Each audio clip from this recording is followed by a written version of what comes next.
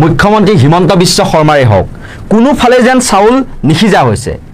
কিবা এটা ৰূপ দিবলৈ চেষ্টা কৰে এটা ঘটনাৰ কিন্তু তাৰ সত্যতা এদিন বা দুদিন পিছত ওলাই পৰে তেনেকুৱা এটা ঘটনাই এবাৰো পুনৰ এবাৰ পোহৰলৈ আহিছে গোলাঘাটত সিনাখন কংগ্ৰেছে গৰুচুৰক গ্ৰেপ্তাৰৰ দাবীৰে এক প্ৰতিবাদী কাৰ্যসূচী ৰূপায়ণ কৰিছিল সেই সময়তে এটা কনভয় পাৰ হৈ গৈছিল সেই প্ৰতিবাদ স্থলীৰ সন্মুখেৰে গোলাঘাট ৰাজীৱ ভৱনৰ সন্মুখেৰে আৰু প্ৰতিবাদকাৰীৰ মাজৰ পৰা এটা সেউজীয়া ৰঙৰ বটল মাৰি পঠিয়ালে গাড়ীৰ কনভয়লৈ আৰু এই ক্ষেত্ৰত ইতিমধ্যে এজনক এৰেষ্ট কৰিছে আৰু কংগ্ৰেছৰ ফালৰ পৰা কোৱা হৈছে যে সেই যিজন লোক সেই লোকজন কংগ্ৰেছৰ নহয় বা এনএছইউৰ কোনো সদস্য না পঢ়ি থকা এজন ল'ৰা কিন্তু তেওঁলোকে নিমন্ত্ৰণো দিয়া নাছিল আৰু কোন হয় চিনি নাপাওঁ বুলি ইতিমধ্যে স্পষ্টীকৰণ দিছে যুৱ কংগ্ৰেছে আৰু এই ক্ষেত্ৰত যিটো পানী বটল দলিওৱা হৈছিল খালী পানী বটল সেউজীয়া ৰঙৰ সেইটো মুখ্যমন্ত্ৰীৰ কনভয়ত আহি পৰাহি বুলি সেইটো বিজেপিয়ে ক'বলৈ আৰম্ভ কৰিলে একাংশ সংবাদ মাধ্যমতো বাতৰিটো সম্প্ৰচাৰ হ'ল আৰু তাৰ পিছতে মুখ্যমন্ত্ৰীৰ মুখতো শুনা গ'ল কিবা কিবি বহু কথা যে মোৰ গাত লগাহেঁতেন ভাল আছিল গাত লগাহেঁতেন আৰু মই বেছি ভাল পালোহেঁতেন মোৰ এতিয়া গাড়ীতহে লাগিছে কিন্তু পোহৰলৈ আহিছে এতিয়া এখন এজাহাৰৰ পিছত গোলাঘাট পুলিচ ষ্টেচনত আৰক্ষীয়ে নিজাববীয়াকৈ যিখন এজাহাৰ দিছিল সেই এজাহাৰৰ ভিত্তিত পোহৰলৈ আহিছে যে সেইটো অতুল বৰা মন্ত্ৰী অতুল বৰাৰ কনভয় বাহন আছিল আৰু যিখন বাহনত বটলটো লাগিছে তাত মন্ত্ৰী অতুল বৰা আৰু খুমটাইৰ বিধায়ক মৃণাল শইকীয়া বহি আছিল আৰু সেই কথা পোহৰলৈ অহাৰ পিছত এটা কথা মনলৈ আহিছে কালিৰ দিনটোত শদিয়াৰ পৰা ধুবুৰীলৈ আমি ৰাজপথত আমি কি দেখা পাইছিলোঁ যে মুখ্যমন্ত্ৰী হিমন্ত বিশ্ব শৰ্মাক কংগ্ৰেছীৰ ভয়ংকৰ আক্ৰমণ সেই ঘটনাৰ বিৰুদ্ধে ৰাজপথ কঁপাই তুলিছে সেই তেনেকুৱা ধৰণৰ এক পৰিৱেশ আমি দেখা পাইছিলোঁ সকলোবিলাক সামৰি আজি আমাৰ এই সাময়িকী আমি আলোচনা কৰিম প্ৰত্যেক দিনাৰ দৰে আমাৰ সৈতে আছে নৰ্থ ইষ্ট নাওৰ মুখ্য সম্পাদক পৰেশ মালাকাৰ ডাঙৰীয়া আৰু মই প্ৰথমতে আহিছোঁ আচলতে কিবা এটা ৰূপ দিবলৈ চেষ্টা কৰা হৈছে কিন্তু তাত যেন প্ৰত্যেকটো মুহূৰ্তত হিমন্ত বিশ্ব শৰ্মাই হওক বা বিজেপিৰ দলটোৱে হওক অসত্যক সত্য হিচাপে প্ৰতিষ্ঠা কৰিব চেষ্টা কৰিও কিন্তু মুখ ঠেকেচা খাইছে বিভিন্ন সময়ত কি ক'ব আপুনি প্ৰশ্নটো হ'ল এইটোৱে যে যোৱা কেইদিনমানত আমি যিটো দেখা পাইছোঁ যেতিয়াই অৱশ্যে গৰুখুটিৰ আগৰ পৰাই এইবোৰ ঘটনা ঘটি আছে কিন্তু গৰুখুটিৰ ঘটনাটো যেতিয়া ওলাই আহিল মুকলিলৈ ওলাই আহিল তাৰ পিছৰ যিবোৰ ঘটনা ঘটিছে সেইবিলাক দেখি মানে অকণমান স্তম্ভিত হোৱাৰ দৰে কথা কিয়নো গৰুখুটিত এতিয়া আমি গম পাইছোঁ যে তাত যে এই গৰুখুটি প্ৰকল্পটো কাৰ প্ৰকল্প এইটো এটা অসম চৰকাৰৰ প্ৰকল্প নে পদ্ম হাজৰিকাৰ নিজৰ কিবা এটা বস্তু নে কি আৰু যদি অসম চৰকাৰৰ এটা প্ৰকল্প হয় তেতিয়াহ'লে এই প্ৰকল্পটো কেনেকৈ পৰিচালনা কৰা হৈছে কেনেকৈ চলোৱা হৈছে আৰু তাত দুগ্ধ পাবৰ কাৰণে গাখীৰ উৎপাদনৰ কাৰণে গাই গৰুলৈ অহা হ'ল আকৌ সেই গাই গৰুৰ নামত আকৌ বলধো আহিলে তালে হয়নে তাৰপিছত আকৌ সেই গাই গৰু কেনেকুৱা বেমাৰী গাই গৰু আহিলে কেনেকৈ সেইবোৰ আকৌ বেলেগলৈ গ'ল এই গোটেই যিবোৰ কথা ওলাইছে আৰু তাৰ পিছত জয়ন্ত মল্ল বৰুৱাকে আদি কৰি অন্যান্যসকলে শাসকীয় দলৰ অন্যান্যসকলে যিবোৰ ভাষ্য আমি তাত দেখিবলৈ পাইছোঁ এইবোৰ দেখি শুনি এই কথাটো একেবাৰে স্পষ্ট হৈ পৰিছে যে আচলতে তেওঁলোকে কোৱা ইটো কথাৰ লগত সিটো কথাৰ কোনো সংগতি নাই গতিকে তেওঁলোকে যেন এটা কথা তেওঁলোকে যেন লুকাবলৈ অইন এটা কথা তেওঁলোকে ক'বলৈ আৰম্ভ কৰিছে তেনেকুৱা ধৰণৰ মানে এই গোটেই কথাটোৱে গৰুখুটি প্ৰকল্পৰ গোটেই ঘটনাটোৱে এইখন চৰকাৰ কেনেকৈ চলি আছে তেওঁলোক আচলতে মানুহে যে কয় ধাপ্পাবাজি কেনেকুৱাকৈ তেওঁলোকে কোনো ধৰণৰ নিয়ম নীতি কথা বতৰা নাই তেওঁলোক এটা কেনেকুৱা ধাপ্পাবাজিৰ দ্বাৰা তেওঁলোক চলি আছে যি মৰ্জি যাৰ যি মৰ্জি সেইটোকে কৰি আছে এই ধৰণৰ পৰিৱেশ এটা অতি চমৎকাৰকৈ সুন্দৰকৈ ৰাইজৰ মাজলৈ ওলাই আহিছে যে এইখনেই হৈছে চৰকাৰ যিখন চৰকাৰৰ লগত আইন কানুন নিয়ম নীতিৰ কোনো কথা নাই দুৰ্নীতি চাৰিওফালে দুৰ্নীতি ভ্ৰষ্টাচাৰ চাৰিওফালে ভ্ৰষ্টাচাৰ আৰু তাৰ যিটো একেবাৰে শেহতীয়া যিটো কথা হ'ল যে আজি তাত কংগ্ৰেছে এটা প্ৰতিবাদ এটা তেওঁলোকে তাত কৰিছে প্ৰতিবাদ এটা আয়োজন কৰিছে গোলাঘাটত এতিয়া প্ৰতিবাদ এটাৰ আয়োজন কৰিলে যেতিয়া মানুহৰ মাজত যেতিয়া আৱেগ উঠলি উঠে তেতিয়া কোনোবাই তেনেকুৱা কিবা এটা কাম কৰিব পাৰে বটল এটা দলি মাৰি দিয়া কিবা এটা কৰা তেনেকুৱা কৰিব পাৰে যদি সেই সময়তে আগত চকুৰ আগত দেখে মই এইটোক এটা কথা কেতিয়াও সমৰ্থন নকৰোঁ সমৰ্থনযোগ্য কথা নহয় কোনেও আইন গণতন্ত্ৰৰ বিৰোধী আইন হাতত তুলি ল'ব নাপায় সেইটো এটা কথা কিন্তু সেই কথাটো মুখ্যমন্ত্ৰীয়ে তেওঁৰ কনভয়ত আক্ৰমণ হোৱা বুলি তেওঁ যেতিয়া কয় এইটো তেওঁ কৈছে আৰু কৈছে যে হেৰি মোৰ গাত লগাহেঁতেনহে মই ভাল পালোঁহেঁতেন বটলটো মোৰ গাড়ীত নালাগে এতিয়া ঘটনাটো হৈছে সেইটো মই ক'ম যে সেইটোৰ আমি কি ব্যাখ্যা কৰিম বটলটো এতিয়া এজাহাৰখনত ওলাল যে বটলটো কোনোবা এজনে দলিয়াইছিল অতুল বৰাৰ কনভয়লৈ দীপাংকৰ ডেকা বোকাখাটৰ ল'ৰা অতুল বৰাৰ কনভয়লৈ অতুল বৰাৰ গাড়ী গৈ থাকোঁতে দলিয়াইছিল সেই কথাটো মুখ্যমন্ত্ৰীয়ে গাত পাতি লৈ নিজৰ তেওঁ তাত কনভয়ত তেওঁ দলিওৱা বুলি ক'লে আৰু সেইটোক লৈ ধুবুৰীৰ পৰা চাৰিওফালে তেওঁলোকে মানে বিজেপি দলে তেওঁলোকে প্ৰতিবাদ সাব্যস্ত কৰিলে তেওঁলোকে প্ৰতিবাদ উলিয়ালে মানে হোৱাট ইজ দিছ এইটো অৰ্থটো কি যে আৰু এইটোৰ এটা কথা ওলাই এটাও প্ৰতিবাদ উলিয়ালে তেওঁলোকৰ মেইন মানুহজন সভাপতিজনক আক্ৰমণ আৰু এইটোৱে এই কথা দুটা কথা এইটোৱে স্পষ্ট কৰি দিয়ে সেইটো আচলতে মানে কি ক'ম মই লজ্জাজনক হৈ আহিছে কথাবোৰ এটাৰ পিছত এটাকে দুটা কথা স্পষ্ট কৰি দিয়ে সেইটো হৈছে যে এই ৰিপৰ্টটো এই যিটো প্ৰতিবেদন এই খবৰটো কাৰ পৰা আহিব লাগিছিলে পুলিচৰ পৰা হয়নে যে ইয়াত কোনোবা এজনে এটা কোনোবা ল'ৰাই এটা কনভয়ত এটা মুখ্যমন্ত্ৰী আৰু মুখ্যমন্ত্ৰীৰ কনভয়টো আৰু গুৰুত্বপূৰ্ণ কথা যে মুখ্যমন্ত্ৰীৰ কনভয়ত এটা বটল দলিয়াইছে সেই প্ৰতিবেদনটো আহিব লাগে গোলাঘাট পুলিচৰ পৰা ন হয় নাই এতিয়া সেই এতিয়া প্ৰশ্নটো হৈছে আৰক্ষীৰ মানে গৃহ বিভাগৰ মূল মানুহজন কোন মুখ্যমন্ত্ৰী হিমন্ত বিশ্ব শৰ্মা হয়নে তেতিয়াহ'লে তোমাৰ এইটো এটা দুমুখীয়া দুই ধৰণৰ এইটো এটা ব্যৰ্থতা হয়নে নহয় প্ৰথম কথাটো হৈছে যে মিছা কথাটো তেওঁৰ ডিপাৰ্টমেণ্টৰ মিছা কথাটো তেওঁৰ মানে খবৰটো নোলোৱাকৈ তেওঁ মিছা কথা এটা তেওঁ যিটো বিষয় তেওঁ যিটো বিভাগৰ তেওঁ মুৰব্বী সেই বিভাগৰ মুৰব্বী মানুহজনে এই ধৰণৰ এটা গোকাত মিছা কথা তেওঁ কি কাৰণে ক'লে আৰু এজন আৰু এই যে বিজেপি যিসকলে এতিয়া প্ৰতিবাদ কৰিছে ৰাস্তাত প্ৰতিবাদ কৰিছে তেওঁলোকে কি ক'ব তেওঁলোকে ৰাইজক কি ক'ব যে এইজন মানুহ এইজন মুখ্যমন্ত্ৰী মানে মোৰ আচলতে সঁচা কথা ক'বলৈ গ'লে মই মানে কি ক'ম মানে কি দেখি আছোঁ চকুৰ আগত আৰু কি হৈ আছে এইটো মানে অৰ্থ কৰাটো মানে এইটো সম্পৰ্কত মানে কেনেকৈ প্ৰতিক্ৰিয়া মই কেনেকৈ প্ৰকাশ কৰিম সেইটো মই বুজি নাপাওঁ যে এনেকুৱা ধৰণৰ দেশ মিছা কথা এটাক লৈ পেলাই মানুহে এটা প্ৰতিবাদ কৰিব পাৰে এটা ৰাজনৈতিক দলে এটা প্ৰতিবাদ কৰিব পাৰে সেইটো মানে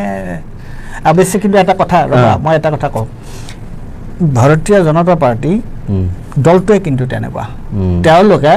মিছাকে সঁচা কৰি তেওঁলোকে কৰে এইখিনি মই আপোনাৰ এটা কথা মই আপুনি ক'ব পাৰে আজিও কিন্তু ইছপৰ যিটো সাধু পঞ্চতন্ত্ৰৰ সাধু যে এই কথাটোৱে যে এটা কুকুৰ বুলি কয় ছাগলী এটা কিন্তু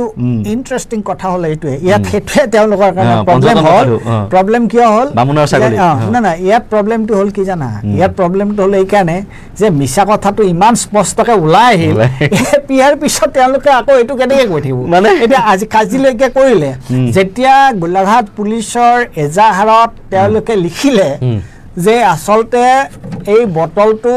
সেউজীয়া বটলটো দলিওৱা হৈছিলে অতুল বৰাৰ কনভয়লৈ তাৰ পিছত কেনেকুৱাকৈ বিজেপি RSS কেনেকৈ আকৌ আন্দোলন কৰিব যে মুখ্যমন্ত্ৰী মই সেইটোৱে বুজি পাওঁ মই এটা কাম কৰোঁ ৰাইজৰ সুবিধাৰ্থে মই এজাহাৰ কপিটো পাঠ কৰি দিওঁ নেকি অলপ কিছু অংশ পাঠ কৰি দিয়া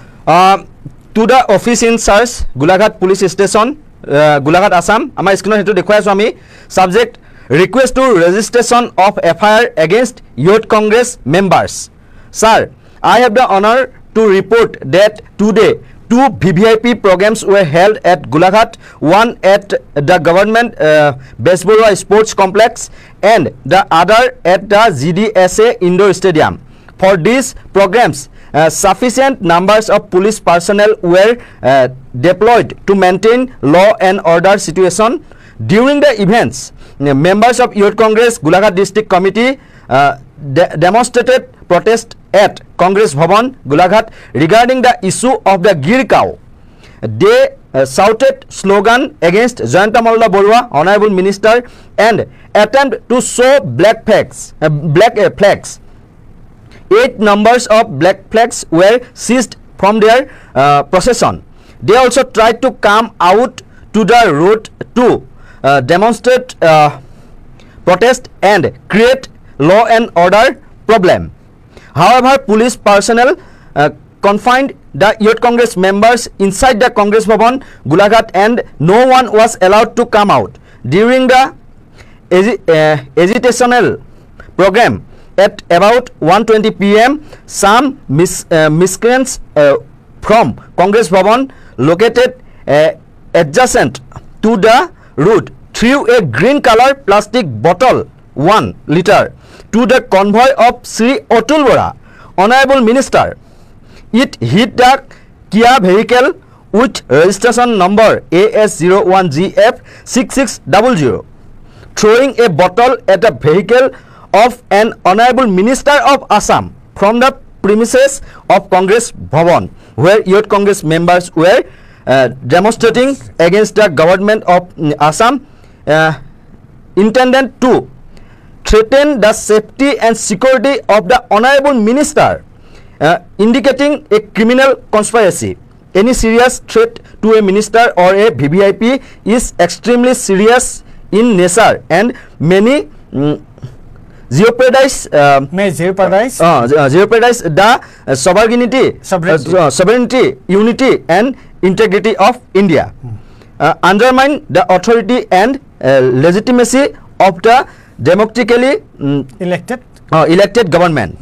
এনেকে কিছুমান লিখা আছে না এতিয়া মই তোমাক এটো কথা কৈছা এটা ইন্টারেস্ট এটো ভালে কৰিছে মই পঢ়ি দিছো এটো হৈছে কি অসমে কিছু ব্যাখ্যা কৰিব পাৰে আপুনি না এটো তো ওলাই গল হেৰি পৰা সিটুৱে নাই তাত নহয় কিন্তু তাত কেটামান আৰু গুৰুত্বপূৰ্ণ কথা আছে পুলিচৰ এই এজাহাৰখনত তেওঁলোকে কেটামান ভুল কৰিছে ভুল কি প্ৰথম কথা হৈছে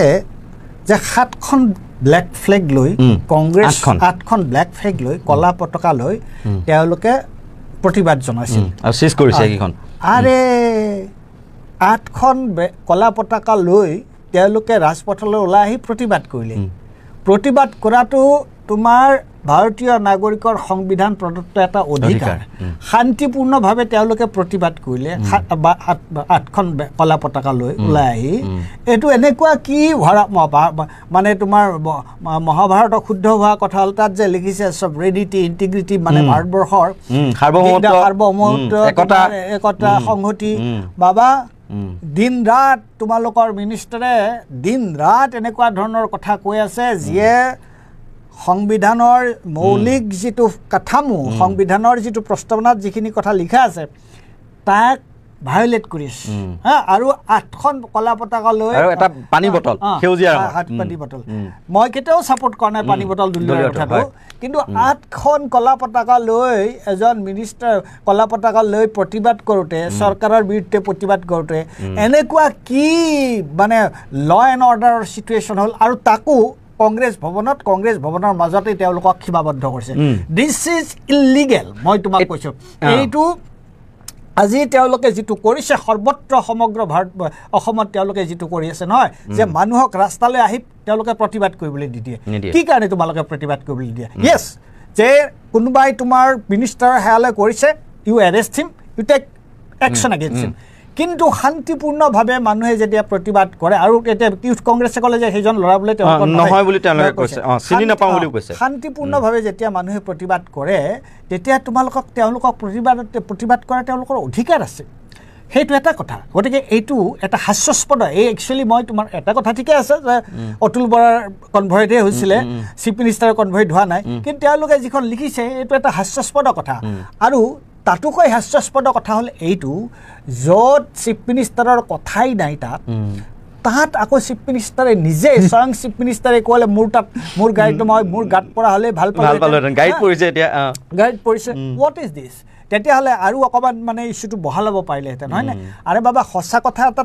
কোৱা না বহলোৱা যদি আজি কোনেও কাৰো ওপৰত আজি হিমন্ত বিশ্ব শৰ্মাক আমি ভাল পাওঁ বেয়া পাওঁ he is the chief minister অৱশ্যে গতিকে হিমন্ত বিশ্ব শাৰীৰিক ভাবুকিৰ কোনো কথা কোনেও সমৰ্থন কৰা কিন্তু এটা মিছা কথা এটা য'ত তেওঁৰ ভেহিকলত তেওঁৰ কনভয়ত আক্ৰমণে হোৱা নাই সেই কথাটো তেওঁ ৰাজহুৱা কৰি সদৰি কৰিলে আৰু সেইটোক লৈ বিজেপিয়ে বিভিন্ন ঠাইত ধৰ্ণা প্ৰতিবাদ উলিয়ালে নিজৰ চৰকাৰৰ বিৰুদ্ধে নিজেই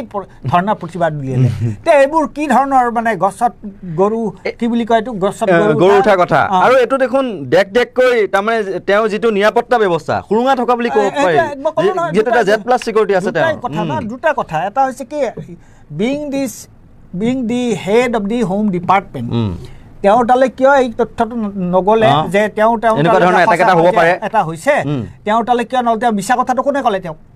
ক'ৰ পৰা গম পালে দিদি ইনভেণ্ট আৱিষ্কাৰ কৰিলে এইটো কথা তেওঁকতো ডিপাৰ্টমেণ্টৰ মানুহে ক'ব লাগিছিলে আৰু সেই ডিপাৰ্টমেণ্ট তেওঁৰে মানে দুইফালে খেলি মেলি গোটেইখন আৰু সেইটোক লৈ বিজেপিয়ে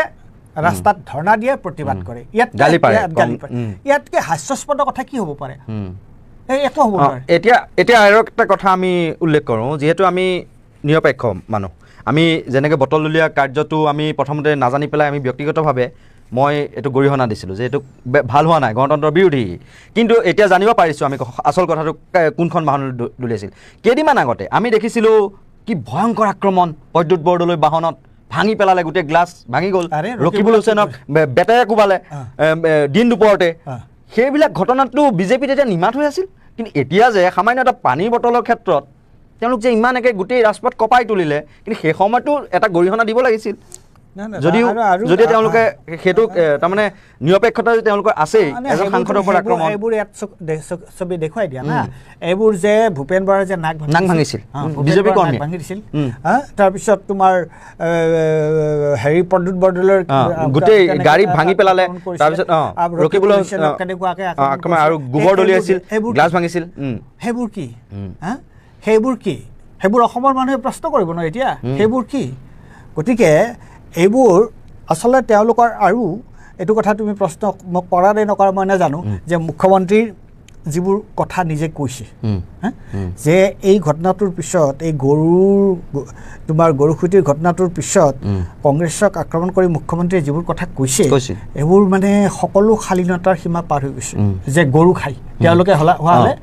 ৰাজীৱ ভৱনত নিষিদ্ধ মাংসৰে তাৰমানে হেৰি পাতে বুলি তেনেকুৱা ধৰণৰ না আৰু তেওঁলোকে হোৱা হ'লে গাই গৰুকেইটা খাই পেলালে কাটি এনেকৈ দেখুৱাইছিল কাটি আৰু এতিয়া মই এটা কথা ক'ব বিচাৰিছোঁ এইখিনি এটা বৰ গুৰুত্বপূৰ্ণ কথা আৰু আমাৰ দৰ্শকসকলেও সেই কথাটো অকণমান চিন্তা কৰক মই ভাবোঁ এইটো খুব খুব চিৰিয়াছ কথা কি যে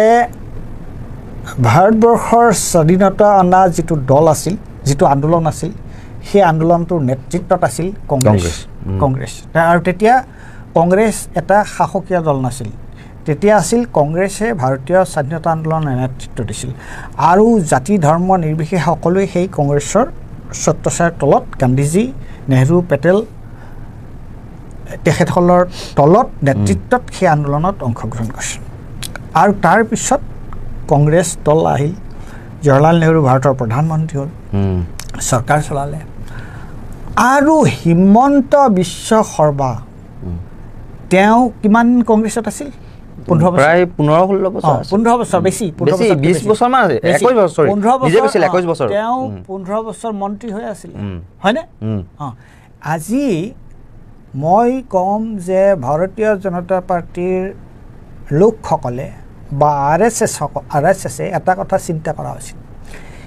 এজন ব্যক্তি যদি তেওঁ এটা পাৰ্টিত ২০-২১ বছৰ থাকিলে ২ দশক প্ৰায় ২ দশক তেওঁ এটা পাৰ্টিত থাকিলে মন্ত্ৰী হ'ল বিধায়কো হ'ল 2001 চনৰ বিধায়ক হৈছে আৰু সেই সময়ত তেওঁ নৰেন্দ্ৰ মোদী ডাঙৰীয়াৰ বিষয়ে কি বক্তব্য গুজৰাটৰ পানী পাৰে মুছলমানৰ তেজ বব পাৰে আৰু সেইজন মানুহে এই দলটোক কংগ্ৰেছ দলক এতিয়া আরে কংগ্রেস দল হিন্দু মুসলমান তাত সব আছে নস্তিক হিন্দু মানুহ আছে তাত তেওঁলোকে কি গৰু খায় নেকি তেওঁলোকে গৰু খায় তেওঁলোকৰ কাৰণে তেওঁলোকক এই ধৰণৰ অভিযোগ এটা কৰাটো তেওঁলোকৰ কাৰণে কিমান কেনেকুৱা ধৰণৰ অপমানজনক কথা তেওঁলোকৰ গতিকে মই প্ৰশ্নটো এইটো কৰিব খুজিছোঁ যে আপোনালোকে যিজন মানুহৰ ছত্ৰছায়াত যিজন মানুহৰ নেতৃত্বত আপোনালোকে এই ধৰণৰ কথা বতৰাবিলাক কৈ আছে সেইজন মানুহে কিবা কাৰণত যদি আজি বিজেপিৰ পৰা তেওঁ পদত্যাগ কৰে আপোনালোকৰ বিষয়ে তেওঁ কি ক'ব সেইটো চিন্তা কৰক হয়নে নহয় এতিয়া গোটেই ভিতৰৰ কথাখিনি আকৌ যে উলিয়াই নিদিব যে আপোনালোকৰ বিষয়ে তেওঁ কি ক'ব তাৰমানে এজন মানুহ আজি বিজেপিৰ পৰা কংগ্ৰেছৰ পৰা বিজেপিলৈ যোৱা মানুহ বহুত আছে ধৰ্ম নিৰপেক্ষৰ পৰা হিন্দুত্ববাদী হৈ গ'ল গুড়া হিন্দুত্ববাদী কংগ্ৰেছৰ পৰা বিজেপিলৈ যোৱা মানুহ বহুত আছে কিন্তু তেওঁলোকে এনেকুৱা ধৰণৰ কথা কৈছে নেকি হিমন্ত বিশ্ব শৰ্মাই যি ধৰণৰ কথা কৈছে তেনেকুৱা ধৰণৰ কথা কোৱা নাই আৰু সেইকাৰণে এই যে পুৰণা যিবিলাক অলপ নৈষ্টিক ধৰণৰ বিজেপি তেওঁলোকে যে হিমন্ত বিশ্বৰ ওপৰত অতিষ্ঠ হৈছে আমি ভিতৰৰ খবৰ পাইছোঁ বহুত নিজে পাৰ্চনেলি মই নাম নলওঁ দুগৰাকী মোক বিজেপি কৰ্মীয়ে দাদা আপোনাৰ পোষ্টবোৰ মই পঢ়োঁ এনেকৈ কৈছে যে আমি একো ক'ব নোৱাৰোঁ আমাৰ হাত ভৰি বন্ধা মুখ বন্ধা আপুনি যে কৈ আছে যে এই হিমন্ত ফৈদৰ বুলি লিখিছে দেই হিমন্ত ফৈদৰ হেৰি হৈছে তাৰমানে অলপ অটপালি বাঢ়িছে যাৰ কাৰণে আমাৰ নিচিনা পুৰণি বিজেপি কৰ্মী আমি অতিষ্ঠ আমি মই নাম নলওঁ দেই তেওঁলোকৰ নিৰাপত্তাৰ খাতিৰত এনেকৈ কিন্তু 2-3 গৰাকীৰ পৰা মোলৈ মেছেজ আহিছে এইটো না সেইটোতো তুমি মেছেজ আহিছে এইটোতো দিন ৰাত কৈ আছে নহয় তেওঁলোকে গতিকে অশোক শৰ্মাটো তাৰ পৰা বাহিৰলৈ গুচি যাব লাগে ৰাজেন গোহাঁইও মাজে সময়ে কৈ থাকে ৰাজেন গোহাঁই কৈ আছে গতিকে প্ৰশ্নটো হৈছে এইটোৱেই যে অতি ভক্তি চোৰৰ লক্ষণ বুলি যে কথা এটা আছে নহয় গতিকে এইবোৰ কথা এই বিশেষকৈ এই যি বক্তব্য তেওঁ দিছে নহয় যি ধৰণৰ কথা কৈছে যে কংগ্ৰেছে হোৱা হ'লে গৰুকেইটা খাই পেলালেহেঁতেন মানে ইয়াতকৈ ধিক্কাৰজনক কথা ইয়াতকৈ অপমানজনক কথা আৰু তাকো মুখ্যমন্ত্ৰী এজনৰ মুখত আৰু যিজন মুখ্যমন্ত্ৰী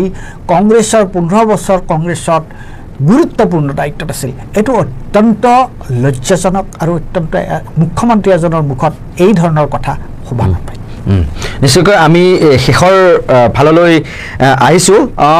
এইগৰাকী মুখ্যমন্ত্ৰী হিমন্ত বিশ্ব শৰ্মাই এতিয়া ধৰি লওক কিবা এটা মন্তব্য কৰি দিলে বা কিবা এটা ইনষ্ট্ৰাকশ্যন দি দিলে তাকে এছামে পালন কৰে আৰু পালন কৰি পেলাই তেওঁলোকে কিবা এটাৰ ওপৰত জঁপিয়াই পৰে কিন্তু পিছ মুহূৰ্ততে আকৌ কিন্তু তেওঁলোকে লাজ পাবলগীয়া হয় সেইটো কথা আমি সিদিনাখনৰ লগত পাতিছিলোঁ যে তেওঁক দেখি পেলাই কামটো কৰি দিলে কিন্তু আকৌ তেওঁ আকৌ লুটিবাগৰ মাৰি দিয়াটো তেওঁ পাকৈত আৰু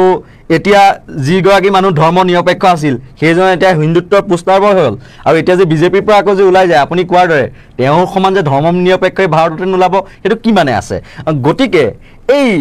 যিসকল তাৰমানে অন্ধভক্তই হওক বা যিসকলে তাৰমানে তেওঁৰ কথা মতে উঠা বহা কৰে সেইসকললৈ কিবা আপোনাৰ থাকিব নেকি সেইসকলে মই এটা কথাই ক'ম যে আপোনালোকে এটা কথা মন কৰিব যে আপোনালোকে যদি হিন্দুত্ববাদী ৰাজনীতি কৰে আপোনালোকে গৰুক লৈ ৰাজনীতি কৰিছে বা হিন্দু মুছলমান কৰিছে আপোনালোকে বিশ্বাস কৰে মানে হিন্দুত্বৰ ওপৰত আপোনালোকে বিশ্বাস কৰে কিন্তু মই আপোনালোকক স্পষ্ট কৰি দিব খুজিছোঁ তেখেতসকলক যে হিমন্ত বিশ্ব শৰ্মাই এই হিন্দুত্বত বিশ্বাস নকৰে হিমন্ত বিশ্ব শৰ্মা এজন অতি চতুৰ ৰাজনীতিক তেওঁ এই যে চলচাই হিন্দী খান্দে কি বুলি কয় চলচাই হিন্দী দিয়া এজন তেওঁ নিজৰ ৰাজনৈতিক নিজৰ স্বাৰ্থ আৰু নিজৰ ৰাজনৈতিক উদ্দেশ্যৰ বাহিৰে তেওঁৰ কোনো ৰাজনীতি নাই তেওঁৰ কোনো মতাদৰ্শ নাই তেওঁৰ কোনো আদৰ্শ নাই তেওঁৰ কথা তেওঁৰ কাৰণে হৈছে যে তেওঁ নিজৰ ৰাজনৈতিক উদ্দেশ্য তেওঁ চৰিতাৰ্থ কৰিবৰ কাৰণে ক্ষমতাত থাকিবৰ কাৰণে যি কৰিব লাগে যি ধৰণৰ কথা ক'ব লাগে যাক সন্তুষ্ট কৰিব লাগে তেওঁ সেইটোৱে কৰিব তাৰ বাহিৰে একো নাই গতিকে ইয়াত আদৰ্শ নীতি আদৰ্শৰ কোনো প্ৰশ্ন তেওঁৰ লগত জড়িত নহয়েই নীতি আদৰ্শৰ প্ৰশ্ন তেওঁৰ লগত নায়েই তেওঁৰ এটাই উদ্দেশ্য আছে যে তেওঁ ক্ষমতাত থাকিব লাগে আৰু তেওঁক পাৱাৰটো তেওঁক লাগে বাছ সেইটোৱে একে শেষত সুধিছোঁ দেই এটা প্ৰশ্ন মোৰ মনলৈ আহিছে হঠাৎ যিটো সময়ত ৰাজ্যৰ নিবনুৱা সমস্যাৰ বিষয়ে আলোচনা হ'ব লাগিছিল মূল্যবৃদ্ধিৰ বিষয়ে আলোচনা হ'ব লাগিছিল বা শিক্ষাৰ ক্ষেত্ৰত অসমৰ মানদণ্ড তলৰ পৰা 5 নম্বৰ বুলি আমি এক তথ্য পাইছোঁ আৰু এই ক্ষেত্ৰত জিডিপি ক্ষেত্ৰত তলৰ পৰাহে 5 নম্বৰ বুলি আমি এক তথ্য লাভ কৰিছোঁ এই ক্ষেত্ৰত এইবোৰ বিষয় আলোচনা হোৱাতকৈ কিন্তু এতিয়া অসমৰ ৰাজনীতিত কেৱল গৰুৱে মানে গোটেইখন গৰুময় হৈ গৈছে আৰু মানুহৰ মানসিকতাও সেই যেন গৰুৰ ফালেই ঢাল খাইছে আৰু আজি আমি গৰুৰ বিষয়ে যেন আলোচনা কৰিবলৈ মানে এই আলোচনাটো পাতিছোঁ এই গৰু শব্দটোক লৈ পেলাই যেন হৈছে এই তেনেকুৱা এক তাৰমানে এটা চিটুৱেশ্যন সৃষ্টি কৰিছে সাম্প্ৰতিক ৰাজনীতি এই যিটো ৰাজনীতি চলি আছে ই জনসাধাৰণৰ বাবে কিমান ভয়ংকৰ হ'ব পাৰে বা কি ক'ব আপুনি না এইটো তোমাৰ চোৱা এইটো দুটা কথা এটা হৈছে যে গৰুৰ বিষয় লৈ যিটো ৰাজনীতি হৈছে মইতো সেইটোক মানুহে চাব লাগিব প্ৰতীকীভাৱে হা এইবোৰ তুমি যিবোৰ সমস্যাৰ কথা কৈছা সেইবোৰ সমস্যা আছেই কিন্তু এই গৰু কথাটো আহিলে কি কাৰণে গৰুখুটি প্ৰকল্পৰ পৰাহে আহিলে গতিকে গৰুখুটি প্ৰকল্পৰ পৰা যদি আহিলে গৰুখুটি প্ৰকল্পত আমি কি দেখা পালোঁ গৰুখুটি প্ৰকল্পত আমি অৰাজকতা দুৰ্নীতি স্বজনতোষণ মানে কি বুলি কয় তোমাৰ ফেভাৰিটিজিমক কি বুলি কয় মোৰ এই মুহূৰ্তত অহা নাই মানে তোমাৰ কাৰোবাক তোমাৰ হেৰি কৰা মানে কাৰোবাক তুমি গুৰুত্ব দিয়া কাৰোবাক তোমাৰ পক্ষপাতিত্ব কৰা এই কথাবোৰ ওলাই আহিছে হয় নাই যে গৰুটো ইয়াত এটা প্ৰতীকহে মানুহে যে এইটোক লৈ আলোচনা কৰিছে সেইকাৰণে এই আলোচনাটো একচুৱেলি গৰুটো প্ৰতীকহে বিষয়টো ঠিকেই আছে বিষয়টো এইটোহে আহিছে যে আচলতে চৰকাৰে কি ধৰণৰ কাম কৰিব লাগে কেনেকুৱা নিয়ম নীতি মানি চৰকাৰে কাম কৰিব লাগে সেই সকলোবিলাক বাদ দি কোনো ধৰণৰ নিবিদা নিদিয়াকৈ নিজৰ ব্যক্তিগত কাবাৰ চিনাকিৰ যোগেদি চৰকাৰে তেনেকুৱাকৈ কাম কৰে নেকি নকৰে নহয় গতিকে গৰুৰ বিষয়টো এইটো প্ৰতীকহে গতিকে মানুহে এই বিষয়টোৰ যোগেদি এই চৰকাৰখনৰ অনিয়ম অনীতি দুৰ্নীতি এইবোৰৰ কথাই ওলাই আহিছে আৰু চৰকাৰৰ যদি তুমি প্ৰিয়পত্ৰ হোৱা তেতিয়াহ'লে কি ওলাইছে আৰু এইটোৰ যোগেদি যে মানুহে কয় যে হিমন্ত বিশ্ব শৰ্মাৰ চাৰিওফালে মাটি সা সম্পত্তি এতিয়া ওলাইছে যে জয়ন্ত মল্ল বৰুৱাৰ মাটিৰ হিচাপ ওলাইছে হয় নাই গতিকে মাটি ওলাইছে কিমান জয়ন্ত মল্ল মন্ত্ৰী হোৱাৰ পিছৰ পৰা কেনেকুৱা ধৰণৰ জয়ন্ত মল্ল আচলতে এদিন মই আছিলোঁ সেইটো ক'ব নাপায় তথাপি মই কওঁ এইটো কাৰণ তাৰ এটা সামাজিক এটা তাৰ তাৎপৰ্য আছে কিবা এটা টক শ্ব'ত ময়ো আছিলোঁ জয়ন্ত মল্ল আছিল তাৰপিছত টক শ্ব' ভগাৰ পিছত জয়ন্ত মল্লই তেতিয়া জয়ন্ত মল্ল মন্ত্ৰী হোৱা নাই তেতিয়া জয়ন্ত মল্লৰ কথা আছিল কি নাই দাদা মন্ত্ৰীটো হ'ব লাগিব এদিন হ'লেও মন্ত্ৰীটো হ'ব লাগিব গতিকে সেইটো এটা মন্ত্ৰী মন্ত্ৰী অন্ততঃ এদিন মন্ত্ৰী হ'ব পাৰিব লাগিব গতিকে মন্ত্ৰী হোৱাৰ পিছতহে তেওঁ তাৰপৰা সেয়া হ'ব কথাটো হ'ল সেইটো আৰু মন্ত্ৰী হোৱা মানেতো এইবোৰ সা সুবিধা কথা বতৰা চব আহি যায় গতিকে বিষয়টো গৰু হ'লেও তাত আপত্তি কৰিবলৈ কথা নহয় কিয়নো এই গৰুটো প্ৰতীকহে আৰু যিবোৰ বিষয় ৰাজহুৱা হৈছে সদৃশ হৈছে সেইবোৰ সকলোবোৰ জনস্বাৰ্থৰ লগত সম্পৰ্কিত গতিকে এই বিতৰ্কটোত মই একো আপত্তি পোৱা নাই এই বিতৰ্কটো হোৱাটো উচিত আৰু চৰকাৰৰ যিটো ফুল কি বুলি কয় এই ফোপোলা যিটো স্বৰূপ সেইটো ৰাইজৰ আগত ওলাই আহিছে এইটো একো বেয়া কথাও নাই নিশ্চয়কৈ গৰুটো এটা প্ৰতীক বুলি উল্লেখ কৰিলে পৰেশ মালাকাৰ ডাঙৰীয়াই আৰু এই ক্ষেত্ৰত আমি ক'ব লাগিব যদিহে গৰুটোক আমি প্ৰতীক হিচাপে লওঁ গৰুখুটি প্ৰকল্পত যিখিনি অনিয়ম হৈছিল বা কেলেংকাৰী হৈছিল সেয়া RTI কৰ্মী দিলীপ নাথে তেওঁ তথ্য সহকাৰে সেয়া ৰাইজৰ আগলৈ উলিয়াই দিয়াৰ পিছতে এতিয়া তেওঁক বিচাৰি নিশা আৰক্ষীয়ে অভিযান চলাইছে আৰু তেওঁ পলাই থাকিবলগীয়া হৈছে কিয়নো তেওঁক যিকোনো মুহূৰ্তত গ্ৰেপ্তাৰ কৰিব পাৰে আৰু তেওঁৰ পুত্ৰৰ বিৰুদ্ধে এগৰাকী সাংবাদিকক প্ৰহাৰ কৰাৰো এক অভিযোগ উত্থাপিত হৈছে আৰু ইতিমধ্যে আৰক্ষী জালত পৰিছে কেইবাজনো লোক কিন্তু এতিয়া যিগৰাকী RTI কৰ্মী দিলীপ নাথ সেই দিলীপ নাথক এতিয়া বিচাৰি নিশা ঘৰত তালাচী চলাবলৈ আৰম্ভ কৰিছে আৰক্ষীয়ে। কিন্তু তেওঁৰ ভুল কি আছিল? তেওঁৰ ভুল এটাই, তেওঁ যিখিনি তথ্য পাতি সঁচা কথাখিনি ৰাইজৰ আগত দাঙি সদৰি কৰি দিছিল। কিন্তু আজি সেইগৰাকী দিলীপ নাথক আজি আৰক্ষীয়ে বিচাৰি বিচাৰি ঘৰত মানে নিশা নিশা গৈ পেলাই যিসকল অন্য পৰিয়ালৰ লোক আছে তেওঁলোকক হাৰাশাস্তি কৰাৰ এক অভিযোগ উত্থাপিত হৈছে। আৰু এই ক্ষেত্ৰত আমি যিহেতু আলোচনা কৰিলোঁ যে প্ৰথমতে আমিও বিষয়টো দেখিলোঁ দেখোন যে কনভয় লৈ সঁচাকৈ বটল এটা মাৰি পঠিয়াইছে, কিন্তু সেইটো কাৰ কনভয় আমি নিশ্চিত নাছিলোঁ। কিন্তু আমাৰ হাতত আহি পৰিল আজি হঠাৎ সেই তথ্য, সেই বিশেষ এজাহাৰখন য'ত চিফ মিনিষ্টাৰৰ চি শব্দটোৱেই তাৰমানে উল্লেখ নাই, আৰু তাত মিনিষ্টাৰ অতুল বৰাৰ কথাহে সম্পূৰ্ণকৈ উল্লেখ আছে। আৰু এখন বিশেষ কিয়া বাহনত আহি পেলাই যে বটলটো লাগিছিলহি সেই গাড়ীখনৰ 6600 নম্বৰৰ গাড়ীখনৰ কথাহে কিন্তু আৰক্ষীৰ এজাহাৰত উল্লেখ আছে। আৰু এই ক্ষেত্ৰত তেতিয়াই কিন্তু গম পোৱা গ'ল যে কালি যিটো বিজেপিয়ে প্ৰতিবাদ সাব্যস্ত কৰিলে শদিয়াৰ পৰা ধুবুৰীলৈ, সেয়া এক প্ৰকাৰ নেৰেটিভ সৃষ্টিকাৰী, এক প্ৰকাৰ প্ৰপাগণ্ডা লৈ পেলাই তেওঁলোকে কংগ্ৰেছক জনমানসত হেয় প্ৰতিপন্ন কৰিবলৈকেহে যেন তেওঁলোক ৰাজপথলৈ ওলাই আহিল। কিন্তু এটা কথা উল্লেখ কৰি থওঁ, ৰাইজ নিশ্চয়কৈ জাগিছে। আজিকালি সকলোৰে হাতে হাতে এণ্ড্ৰইড ফোন, গতিকে সত্যটো ঢাকি ৰাখিম বুলি ভাবিলেও কিন্তু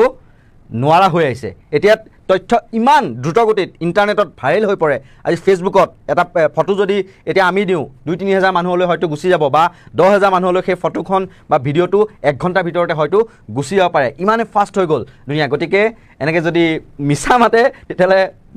ধৰা নপৰাকৈ মাৰক। কিন্তু এনেকৈ এদিনতে ধৰা পৰি মুখ্যমন্ত্ৰীয়ে এটা ইছ্যুৱে বনাই দিলে যে তেওঁ কনভয়তে পৰিছে, মোৰ গাত পৰিব লাগিছিল, তেতিয়া আৰু ভাল পালেহেঁতেন। কি কথা মানে এইটো, কেনেকুৱা কথা? মানে আঁফলা এটা নীতি লৈ পেলাই কংগ্ৰেছক হেয় প্ৰতিপন্ন কৰাৰ চেষ্টা কৰিছিল। আৰু এতিয়া এটা কথা ওলাইছে যে কংগ্ৰেছে চিনি নাপায় যিজন ল'ৰা দীপাংকৰ ডেকা বুলি ওৰফে ধন্তী ডেকাক বোকাখাটৰ পৰা আৰক্ষীয়ে গ্ৰেপ্তাৰ কৰিছে, তেওঁক প্ৰতিবাদলৈ নিমন্ত্ৰণো দিয়া নাছিল, তেওঁ কোনো NSY সদস্য নহয় বুলিও দাবী কৰিছে, আৰু মুখখনো অচিনাকি বুলিহে কৈছে। তেতিয়াহ'লে কি আছিল? ইয়াৰ আঁৰতো থাকিব পাৰে নেকি এক ডাঙৰ ৰহস্য? যেনেকৈ মন্ত্ৰী অতুল বৰাৰ গৈ পেলাই হিমন্ত বিশ্ব শৰ্মাক কংগ্ৰেছৰ আক্ৰমণ হৈ গ'ল, ইয়াতো কিবা এটা ৰহস্য থাকিব পাৰে নেকি? সেই কথাও কিন্তু সচেতন মহলত এতিয়া চিন্তাৰ খোৰাক হৈ পৰিছে। এনেকুৱা ধৰণৰ সত্য নিৰ্ভীক যিসমূহ বিশ্লেষণ, তাৰ বাবে আপোনালোকে চাই থাকিব নৰ্থ ইষ্ট নাও। আৰু ইয়াৰ লগে লগে মই কল্পজ্যোতি শইকীয়া আৰু পৰেশ মালাকাৰ ডাঙৰীয়াই আপোনালোকৰ মাজৰ পৰা বিদায় লৈছোঁ। ধন্যবাদ।